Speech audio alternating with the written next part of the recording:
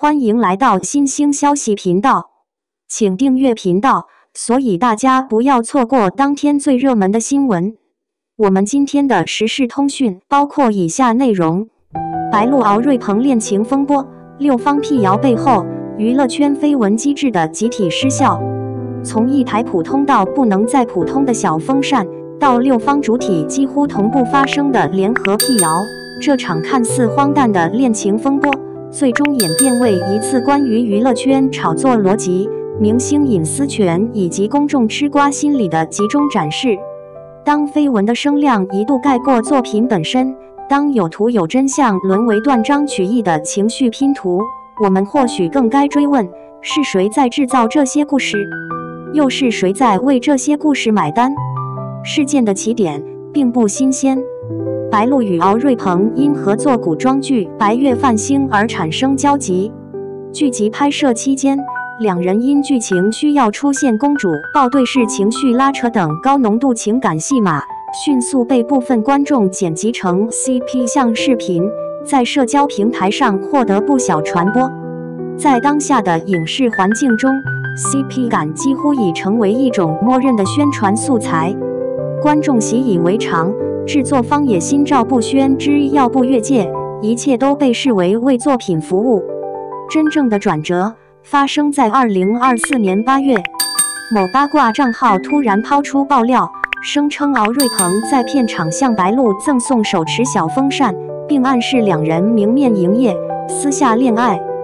隨後又拋出所謂卓偉飯局錄音作為佐證，言之鑿鑿地宣稱關係不一般。後續還有猛料。從邏輯上看，這是一個典型的娛樂圈緋聞敘事模板，物品暗示權威，背書情緒渲染。但問題在於，這個故事從一開始就站不住腳。回看所謂證據，幾乎經不起任何基本推敲。首先，被反覆提及的小風扇並非私密物品，更非稀缺物，它沒有刻字，沒有專屬標記，也沒有被拍到任何曖昧傳遞過程。隨後，白鹿好友蘇夢雲直接出面回應，明確表示風扇是自己所送，一句話就拆解了整個敘事核心。其次，同的打卡的照片模糊不清，時間線混亂，無法證明任何私人關係。至於所謂卓偉飯局錄音，更是被網友迅速指出音質粗糙，表述模糊，與卓偉過往爆料時嚴密的邏輯、清晰的事實鏈條嚴重不符。當所謂實錘只能靠猜測拼接，當敘事全靠語氣和暗示支撐，這類爆料的性質其實已經非常清楚，它更像一次情緒投放，而不是事實揭露。真正讓這場風波迅速降溫的是六方主體的集中明確表態。敖瑞鵬本人沒有繞彎，直接在社交平台用一個假字做出回應，態度乾脆利落。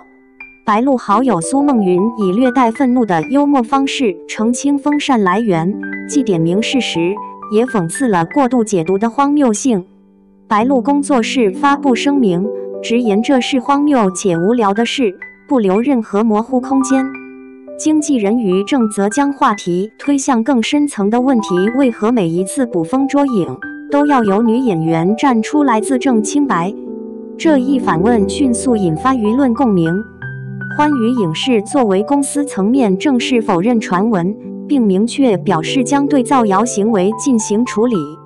白月繁星制片人則用離譜二字評價整起事件，側面表明合作方的態度。從個人、朋友、工作室、經紀人、公司到合作方，形成了一條完整、迅速、彼此呼應的闢謠鏈條。這在娛樂圈並不常見，也說明事件已經觸及了行業對於謠言成本的警惕。即便如此，仍有部分聲音質疑，這是否又是一場宣傳期戀情的經典操作？這樣的懷疑並非憑空而來。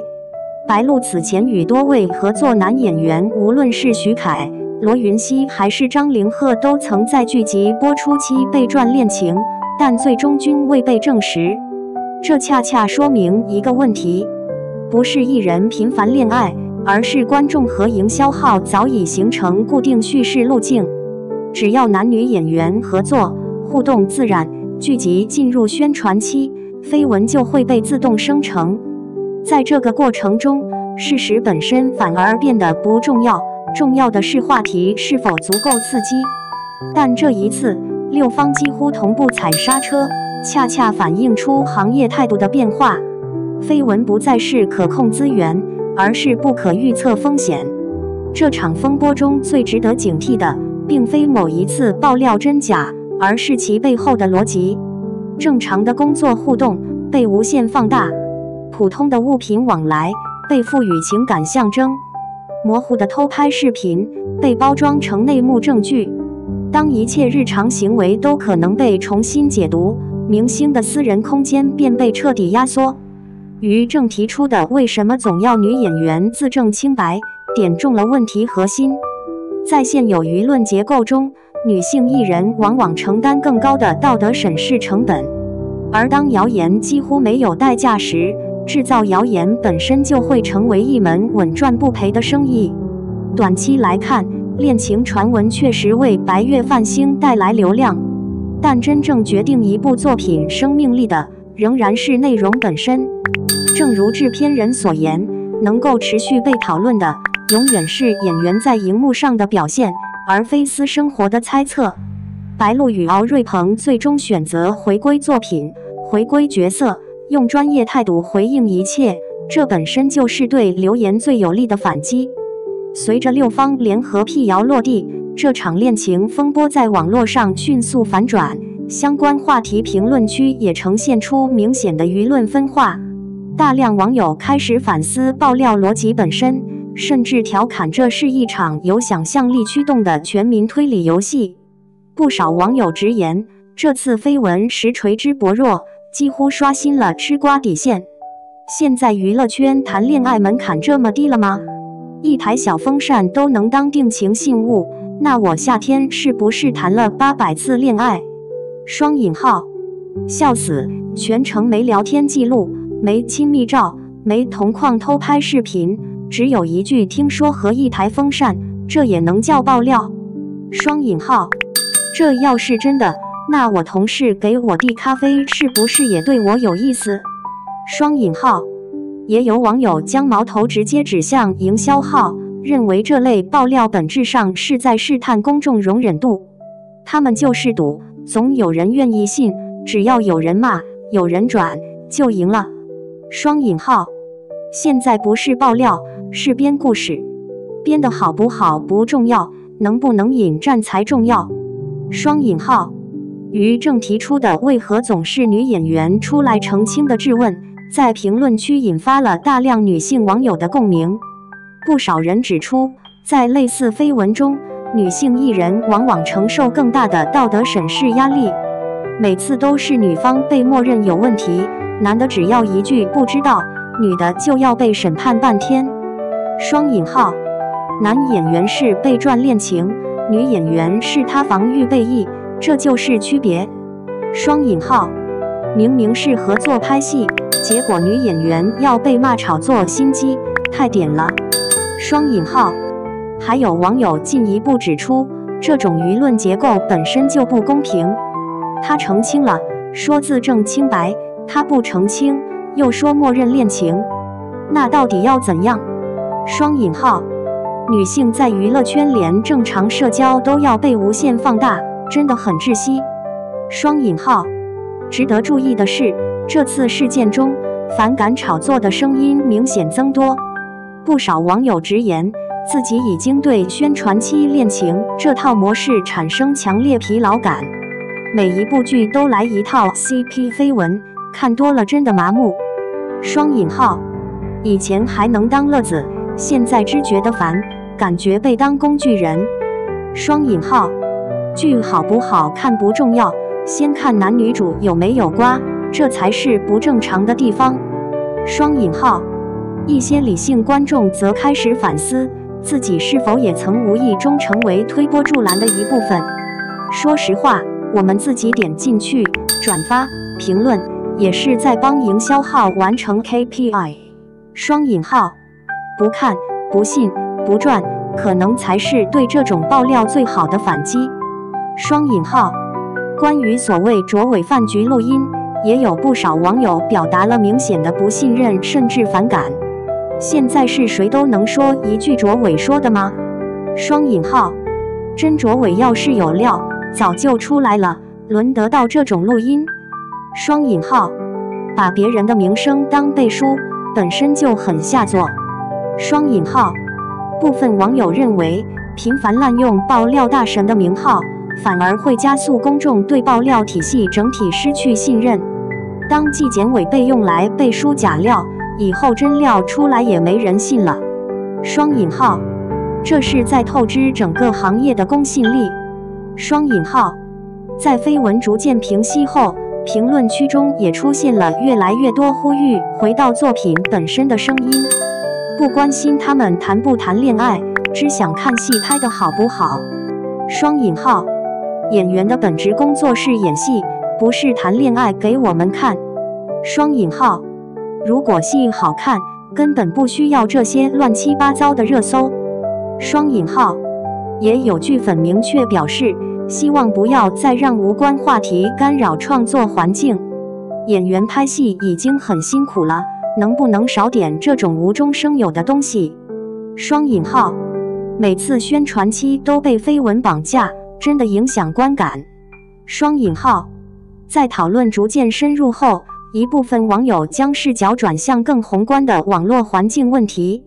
造謠幾乎零成本，澄清卻要動用六方資源，這本身就很畸形。雙引號。今天是白鹿和敖瑞鵬，明天就可能是別人。雙引號。如果不追責，永遠會有人繼續編。雙引號。不少網友對歡娛影視提到的法律手段表示支持。支持告，真的要有人付出代價。雙引號。不然下次還是同一批號換個名字繼續來。雙引號。也有不少網友以自嘲的方式反思自己的吃瓜心理，有時候不是他們演得像，是我們太愛嗑。雙引號。CP 腦真的要適可而止。雙引號。看戲就看戲，別把劇情帶進現實。雙引號。這種自省式評論，某種程度上也顯示出觀眾心態的變化，從單純追逐八卦，逐漸轉向對信息真實性和邊界感的重視。在熱度逐漸退去後，一個相對清晰的共識正在形成。這是一場本可以不發生的風波，如果不是營銷號硬炒，根本沒人會覺得有什麼。雙引號。六方闢謠都出來了，還繼續糾纏的，只能說是別有用心。雙引號。散了吧，真沒啥好扒的。結語：當小風扇成為證據，我們該反思什麼？這場戀情風波最終以六方闢謠畫上句號，但它留下的問題遠未結束。當一台小風扇都能被當作定情信物，當正常工作被無限解讀，我們或許該意識到，娛樂八卦正在消耗的不只是明星的隱私，還有公眾對真實的判斷力。對於藝人而言，專注作品，設立邊界是最理性的選擇；對於行業而言，提高造謠成本是必須直面的課題；而對於觀眾，理性吃瓜，尊重隱私，或許才是對演員最基本的支持。正如白鹿工作室所說，荒謬且無聊的事請勿擾。在緋聞與作品之間，我們或許真的該學會重新做出選擇。